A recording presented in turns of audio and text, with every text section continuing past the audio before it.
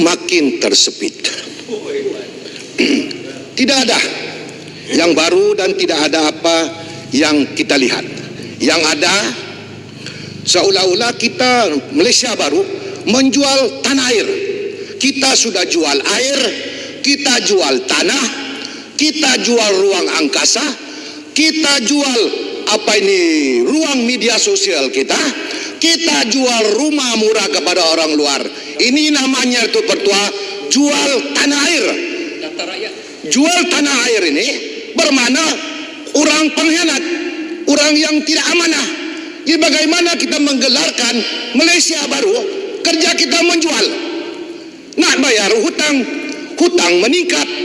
Pokok Sena pun tahu kalau hutang menurun daripada 686 turun pergi 300, bermakna ada hutang dibayar. Harta yang dijual ini itu pertua harta perniagaan yang berlipat kali untung ganda. Selcom milik senjata sudah dijual kepada Jepun. Bayangkan bagaimana kalau Jepun ingin menobrosi kita punya sistem keselamatan. Mudah ya, sebab dia sudah di dalam. Rasa saya Menteri Pertanian pun sedar perkara ini boleh berlaku. Jadi kenapa kita buka ruang lingkup yang luas ini kepada orang luar? Kenapa kita tidak berbicara? Mana wakil rakyat daripada Sabah? Tidak berbicara. Tadi saya perbetulkan Libaran, dia kata 92 bilion untuk peruntukan Sabah. Mana ada 92 bilion? Tuh, kita bertangan. Kita ambil fakta yang telah diberikan. Tak betul fakta. Yang jelas cuma 5 bilion. Itu pun baru berapa peratus yang Muhammad Libaran. Projek sudah buat. Projek pun belum buat. Yang 2019 pun belum buat. PRK sedakan. Menteri Keuangan. Bapak dia ni. Indra Iskandar Putri. Berkempen berjanji. PRK sedakan menang, kita akan wujudkan jawatan kuasa pembangunan sedakan. Dan kita lantik calon kita kalau menang, ahli parlimen sedakan. Lepas itu nama dia pun tak ada, diganti orang lain. Saya mau tanya Menteri Keuangan, berapa peruntukan untuk pembangunan sedakan? Kalau ada, kalau tidak ada, kenapa buat janji lagi? Janji manifesto belum jelas, janji lagi. PRK Tanjung Piai ini saya tidak tahu apa lagi janji dia. Mungkin bergunung-gunung lagi janji. Timbalan menteri sedar ini, jangan buat janji timbalan menteri, salah dari si hukum. Takut kita dikutuk oleh Allah. Jadi oleh kerana itu kerajaan harus fokus, harus menitik berat keperitan hidup rakyat. Harga barang meningkat naik, kehidupan rakyat menurun. Rumah yang dijanji dalam manifesto berapa sudah kena buat untuk rakyat miskin? Ini kita jual rumah 600.000 kepada orang luar. Akhirnya negara kita ini akan dipenuhi oleh orang luar. Oleh bukan semualah, dari Irak boleh datang, dari Iran boleh datang, dari Filipina boleh datang. Jadi rasa saya perbuatan menjual rumah murah ini untuk seluruh ini jual negara. Kepada ahli pokok sedah, buatlah bantahan. Sebab ini jual negara, jangan jual negara kita. Kalau dijual negara yang kecil-kecil ini, habislah kita semua. Tak tahu kita mana ada negara lain. Ribut taupan kah, tsunami kah, kita hidup mati kita di negara kita ini. Kita tidak boleh mana-mana. Jadi apa yang kita tidak bimbang kalau perkara ini berlarutan. Ada lagi, sekarang ini berleluasa mereka yang sakit mental lah. Banyak. Saya sempatlah buat survei tahun 18, 17, 19. Bagaimana? Saya mau tanya kerajaan berapa peningkatan mereka yang kena sakit mental. Di kalangan anak-anak muda memang ramai yang sakit mental. Saya tanya kenapa?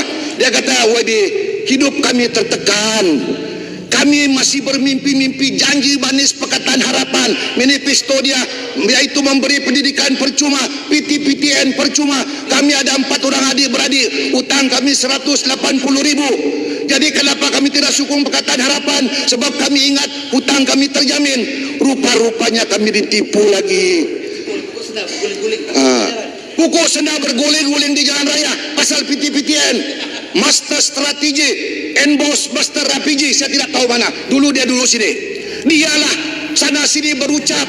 Dialah pakar PTPTN, dialah pakar menurunkan harga barang. Rapiji lah pakar menurunkan harga minyak, dialah pakar menurunkan tol. Sekarang ini diam, sunyi dan sepi, macam dilanda ribut taupan. Tidak tahu mana saudara Rapiji saya ini. Saya harap dia akan timbul, dia akan keluar dengan strategi dia.